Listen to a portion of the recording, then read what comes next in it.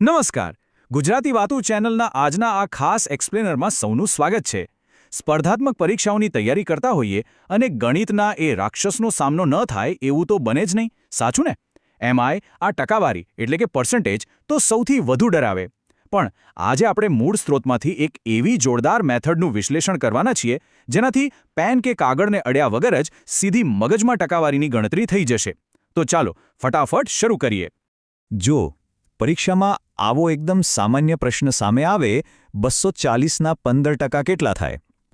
હવે એક્ઝામના પ્રેશરમાં જો જૂની અને જાણીતી રીતથી ગણવા બેસીએ તો કિંમતી સમયની તો જાણે બરબાદી જ થઈ જાય. જવાબ કદાચ સાચો મળી પણ જાય, પણ ત્યાં સુધીમાં તો ઘડિયાળનો કાંટો ક્યાંનો ક્યાં પહોંચી ગયો હોય. આ બંને રીતો વચ્ચેનો ફરક આપણે બરાબર સમજવા જેવો છે. એક બાજુ પેલી લાંબી રીત છે, શૂન્ય ઉડાડો, ગુણાકાર કરો, છેદ ઉડાડો, આમાં સમય પણ જાય અને ભૂલ થવાના ચાન્સ પણ પૂરેપૂરા. અને બીજી બાજુ છે સ્ત્રોતમાં દર્શાવેલી આ કમાલની માનસિક વિભાજન પદ્ધતિ, એટલે કે સ્પ્લિટિંગ મેથડ. આ કોઈ જાદુથી કમ નથી.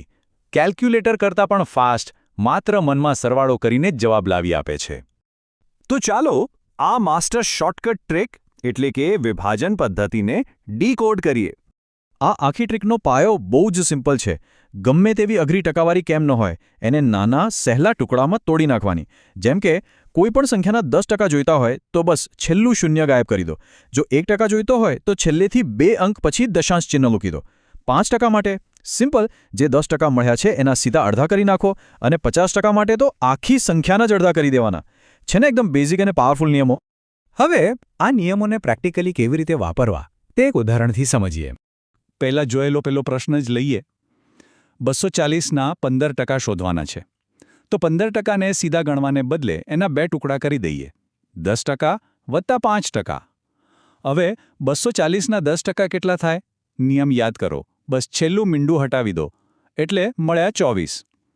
પછી 5% શોધવા માટે આ 24ના સીધા અડધા કરી નાખો, એટલે થયા 12.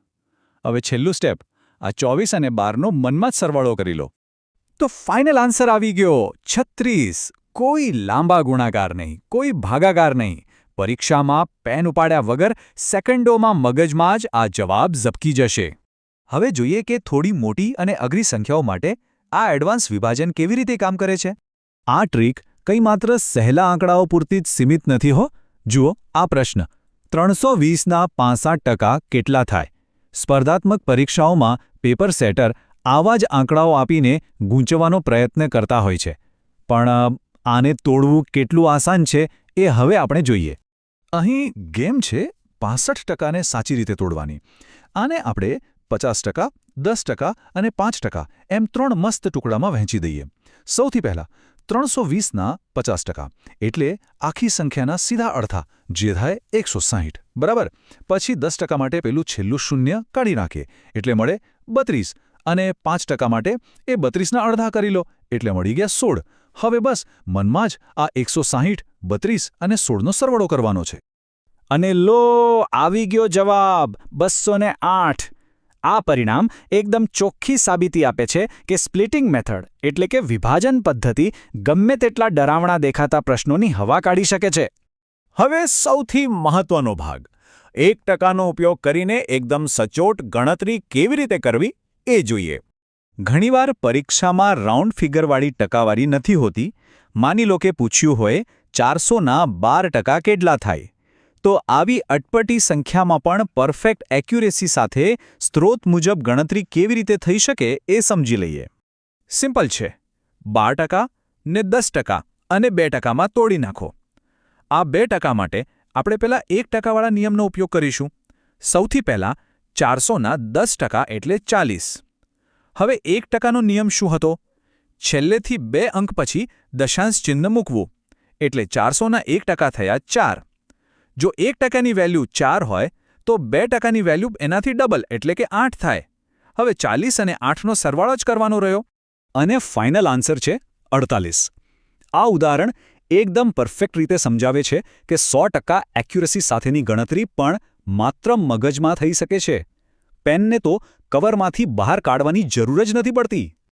આજના આ વિશ્લેષણથી ટકાવારીનો પેલો ડર ચોક્કસથી ઓછો થયો હશે. આ જ સ્ત્રોતમાંથી આપણે હવે પછીના સેશનમાં ટકાવારીમાંથી અપૂર્ણાંક એટલે કે પર્સન્ટેજ ટુ ફ્રેક્શનની શોર્ટકટ ટ્રીકનું એક્સપ્લેનર લઈને આવીશું. એ ટ્રીક શીખ્યા પછી તો ગણતરીઓ હજુ પણ રમતવાત બની જશે.